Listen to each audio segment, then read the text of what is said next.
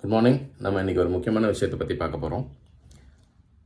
இது வரைக்கும் நம்ம சேனலை சப்ஸ்கிரைப் பண்ணாதவங்க சப்ஸ்கிரைப் பண்ணிவிட்டு பாருங்கள், ஷேர் பண்ணுங்கள், கமெண்ட் பண்ணுங்கள். இப்போ இந்த மால்தீவ்ஸ் அப்படிங்கிற ஒரு ஐலாண்டு நம்ம இந்தியன் ஓஷன் பக்கத்தில் இருக்குது.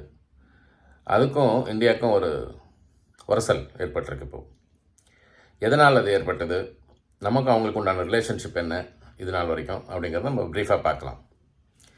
1980 நம்ம மால்தீவ்ஸோட ஒரு சுமூகமான உறவு தான் இந்திய அரசு வச்சுருக்கு. அதுக்கு பல விதங்களில் நம்ம உதவி பண்ணுறோம். ராஜாங்க ரீதியாக இரு நாடுகளும் பாதுகாப்புத்துறை மற்றும் செல்ஃப் டிஃபென்ஸ் இந்த விஷயங்களுக்கு நம்மளோட army people, air force people, navy பீப்புளெலாம் அங்கே போயிட்டு அங்கே இருக்கவங்க ட்ரைனிங் கொடுப்பாங்க. நமக்கு பேஸும் அங்கே இருந்தது. டிஃபென்ஸ் ஏரோப்ளைன்லாம் அங்கே பேஸ் இருந்தது நம்மளுக்கு.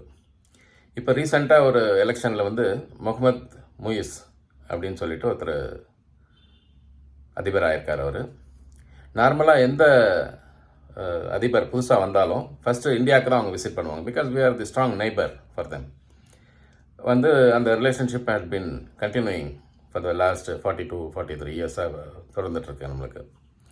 ஆனால் இவர் இந்த தடவை வரல, இந்தியாவுக்கு முதல்ல வரல. அப்புறம் சைனாக்கு விசிட் பண்ணியிருக்காரு. ஏன் சைனாக்கு விசிட் பண்ணாருங்கிறதையும் பார்க்கலாம் நம்ம.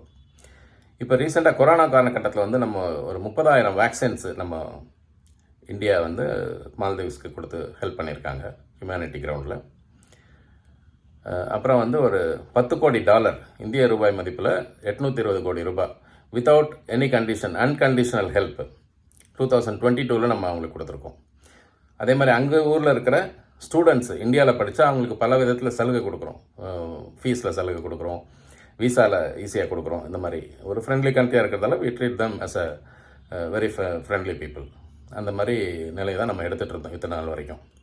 இப்போ ரீசெண்டாக அவர் இந்தியாவோட ஒரு ட்ரிஃப்ட் போக்கு கடைபிடிக்கிறதால உள்நாட்டிலே அதுக்கு உண்டான எதிர்ப்பு கிளம்பியிருக்கு அங்கே இருக்கிற மால்தீவ்ஸ் மக்கள் கிடையாது.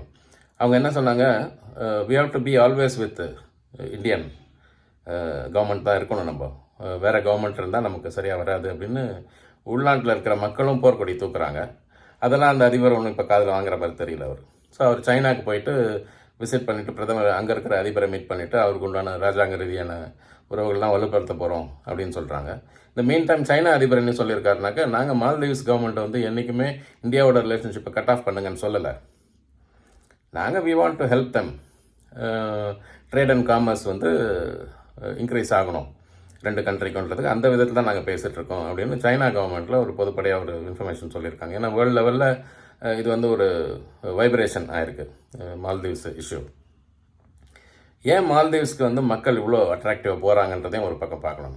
ரொம்ப அழகான நாடு, 5,15,000க்கு மேலே பாப்புலேஷன் இருக்காங்க. அங்கே பியூட்டிஃபுல் பீச்சஸ்ஸு, அங்கே இருக்கிற ஹோட்டல்ஸ் ஹனிமூன் கப்பல்ஸ்க்கு ரொம்ப ஃப்ரெண்ட்லியாக இருக்கும், சேஃப்டியாக இருக்கும். இந்த இஷ்யூஸ்லாம் இருக்குது. ரொம்ப attractive hotels, food, varieties of food கிடைக்கும். 75% ஆஃப் பீப்புள் மால்தீவ்ஸ்க்கு வரவங்க ஒன்லி ஃபார் ஹனிமூன், அதுக்கு தான் வராங்க. பாக்கி பார்த்தா சும்மா சுற்றி பார்க்கறதுக்கு வராங்க. யங் கப்புள்ஸ் தான் வராங்க அங்கே. It's not only from India. இந்தியாவிலேருந்து ஒரு ஓவரால் அவங்களோட டூரிஸ்ட்டு வால்யூம்லேருந்து 25% இந்தியன் பீப்புள் போகிறாங்க. நினச்சா மால்தீவ்ஸ் போயிடுவாங்க அவங்க, வெஸ்ட்டு, ஈஸ்ட்டு, நார்த்து இந்தியா எல்லா இடத்துலேருந்தும். இப்போ அப்படி இருக்கும்போது அந்த யூரோப்பியன் கண்ட்ரீஸ்லேருந்து வராங்க எல்லோரும். அவங்களுக்கு உண்டான ஃபுட்டெல்லாம் கிடைக்குது.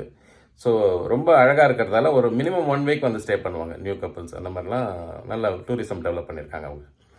ஸோ இந்த பேக்ரவுண்டில் they thought that can survive without the support of India அப்படின்ற மாதிரி ஒரு போக்கு எடுத்துருக்காங்க.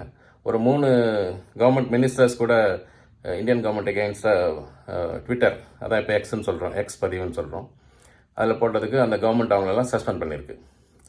இல்லை நீங்கள் பேசக்கூடாது அந்த மாதிரி. இருந்தாலும் அங்கே ஒரு மக்களும் சரி, உலக மக்களும் சரி அதுக்கு ஒன்றும் திருப்தி அடையலை.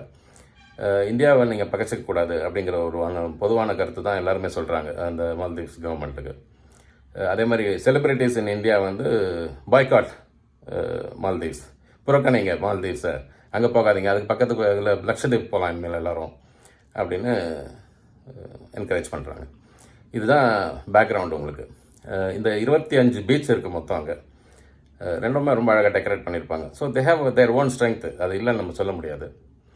ஸோ இந்த காரணங்களால் உங்களுக்கு டூரிசம் இப்போ அஃபெக்ட் ஆகுது அவங்களுக்கு.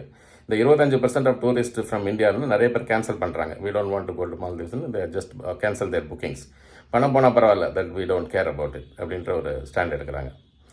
அங்கே இருக்கிற மக்கள் என்ன சொல்கிறாங்க, சைனா வந்து இலங்கையை சப்போர்ட் பண்ணிச்சு, இலங்கையோட நிலைமை இன்றைக்கி என்ன, அதே மாதிரி நிலைமை தான் நமக்கு மால்தீவ்ஸ்க்கும் வரும் அப்படின்ற ஒரு போர்க்கொடியும் அவங்களுக்கு இருக்குது. ஸோ இந்த பேக்ரவுண்டில் பார்க்கும்போது மால்தீவ்ஸ் மக்கள் என்ன பண்ணுவாங்க, ஒரு லீடர் அந்த மாதிரியான ஒரு டெசிஷன் எடுக்கும்போது மால்தீவ்ஸ் மக்கள் மத்தியிலையும் வந்து இந்தியாவை நம்ம புறக்கணிக்கக்கூடாது, we should be always friendly with India, அந்த ஸ்டாண்டு தான் பெட்டர் நம்மளுக்கு. இந்த 40 ஆண்டு காலமாக யாருமே நம்மளை கண்டுக்காதப்போ இந்தியன் கவர்மெண்ட் தான் நமக்கு எல்லா விதத்துலையும் ஹெல்ப் பண்ணுது. So we have to be always with India அப்படின்ற ஒரு ஸ்டாண்டு அந்த மால்தீவ்ஸ் மக்களிடையும் பரவலான கருத்து இருக்குது. பட் போக போக தான் தெரியும் எப்படிப்பட்ட முடிவுகள் ஏற்படும் அப்படின்னு சொல்லிட்டு. நாம் வந்து மால்தீவ்ஸை புறக்கணிக்கணுன்ற நம்மளோட நோக்கம் கிடையாது, இந்தியாவோட நோக்கம் கிடையாது. பட் இந்த மாதிரி அரசியல் ரீதியாக ஏதாவது டிஸ்டர்பன்ஸ் வந்தாக்க நம்ம கண்ட்ரி பீப்புளுக்கும் புறக்கணிக்கிறத தவிர வேறு வழி கிடையாது. ஸோ இதுதான் ஒரு சிக்கல் போயிட்டுருக்கு. பார்க்கலாம், போக போக ஏதாவது இம்ப்ரூவ்மெண்ட் நடக்குதான்னு பார்ப்போம். தட் இஸ் அ சான்ஸ், ஏதாவது பேச்சுவார்த்தையில் கொஞ்சம் மாறுதல் ஏற்பட்டு பழையபடி திருப்பி இந்தியாவோட நல்லுறவு ஏற்படுறதுக்கும் வாய்ப்பு இருக்குது. Let us try. Good day.